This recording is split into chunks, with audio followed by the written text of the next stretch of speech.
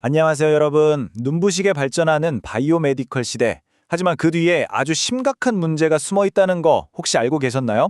바로 임상과학자의 치명적인 부족 현상입니다.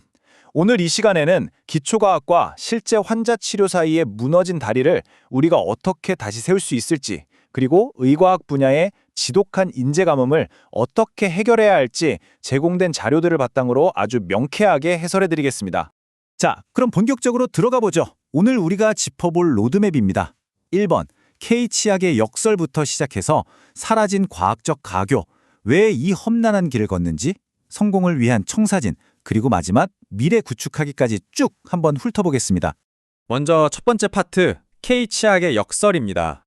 요즘 K치약 정말 장난 아니죠? 호황도 이런 호황이 없습니다. 디지털 치약부터 첨단 의료기기까지 매일 새로운 혁신이 쏟아져 나와요. 그런데 여기서 정말 이상한 모순이 하나 생깁니다. 산업은 이렇게 훨훨 날고 있는데 정작 이 밑바탕을 다지는 기초 연구자들은 조용히 자취를 감추고 있거든요. 도대체 이 중요한 연구는 과연 누가 하고 있는 걸까요? 규모를 한번 볼까요? 2023년 기준으로 한국 치과 의료기기 생산 규모가 무려 3조 4천억 원을 넘겼습니다. 매년 14.9%씩 무서운 속도로 성장하고 있어요. 수출액도 9억 달러를 찍었죠. 와, 정말 엄청난 숫자 아닙니까?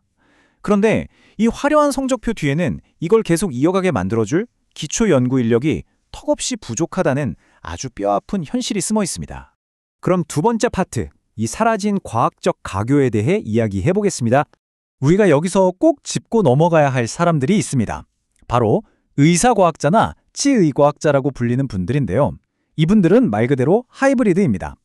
임상의사 면허도 있고 기초과학 박사 학위도 있죠. 그러니까 실험실에서 나온 아주 날것의 기초과학을 환자의 침대 앞까지, 다시 말해 실제 치료로 바로 연결해주는 번역가이자 아주 튼튼한 다리 역할을 하시는 핵심적인 분들입니다.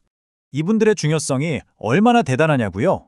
숫자 14, 이 숫자에 한번 주목해보세요. 세계의학계를 이끄는 미국에서 최근 15년 동안 노벨상을 받은 의사과학자가 무려 14명입니다. 15년 동안 14명이요. 인류를 구하는 새로운 백신이나 혁신적인 신약들, 사실상 임상 현장을 잘 아는 이 의사과학자들의 손에서 시작된다고 봐도 무방하겠죠. 세 번째 파트입니다. 도대체 왜 이런 험난한 길을 걷는 건지 연구자들의 경제적 현실을 좀 들여다보겠습니다. 자, 두 가지 길을 한번 비교해보죠. 일반 개원과에서 일하는 임상의사 선생님들, 어떨까요? 수입도 높고 아주 안정적이고 사회적으로 찾는 사람도 많습니다. 그런데 기초 연구에 매진하는 연구자의 길은 완전히 반대입니다.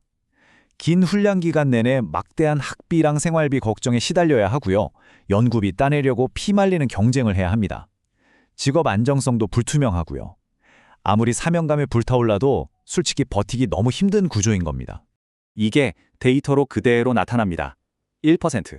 아니, 사실 1%도 채 안 됩니다. 현재 한국 의대 졸업생 중에서 기초의학을 선택하는 비율 말이죠. 1% 미만이라니 정말 충격적이지 않나요? 비슷한 제도를 가진 미국이 한 4%, 일본이 2% 정도 되는데 우리나라는 정말 턱없이 낮습니다.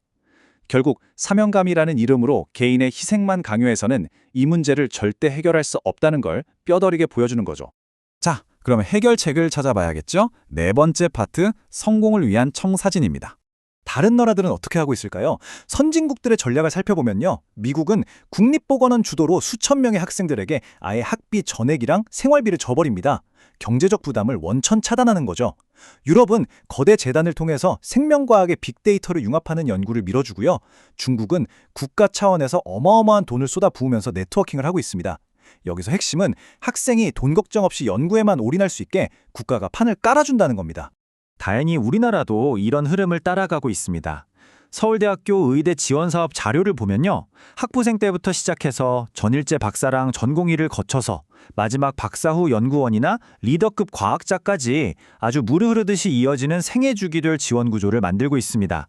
인재들이 중간에 도저히 안 되겠다 하고 나가지 않도록 튼튼한 파이프라인을 구축하는 겁니다. 여기서 정말 흥미로운 건 이 복잡한 정책이 어떻게 하나의 로드맵으로 엮이는가 하는 점입니다. 단순히 학위 하나 달랑 주고 끝나는 게 아니라요.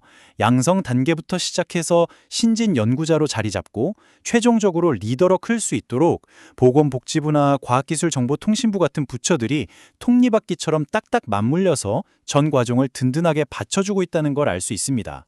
그럼 이게 피부에 어떻게 와닿는지 구체적인 돈 이야기를 좀 해볼까요?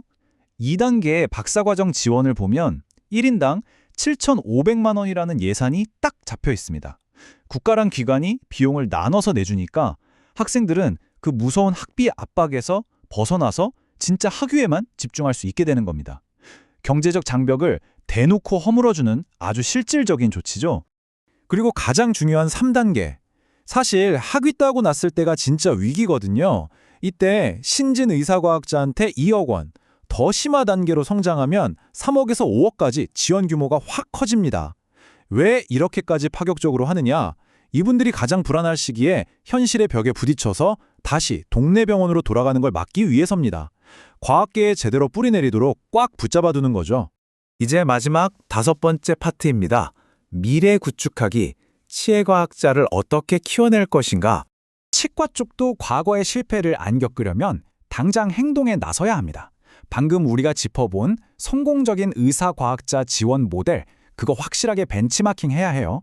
대학 자체 예산만 믿다가는 또 지원이 끊길 수 있으니까 안정적인 국가연구기금을 무조건 확보해야 하고요. 단순한 통계 수업 말고 진짜 임상이랑 기초과학이 제대로 섞인 커리큘럼을 짜야 합니다. 연차별로 딱딱 맞는 맞춤형 지원은 두말할 필요도 없고요. 자, 그래서 결론이 뭐냐? 오늘 해설의 가장 결정적인 포인트 나옵니다. 바로 트리플 헬릭스, 즉 삼중 나선 솔루션인데요. 쉽게 말해서 정부, 대학, 산업계 이 셋이 똘똘 뭉쳐야 한다는 뜻입니다.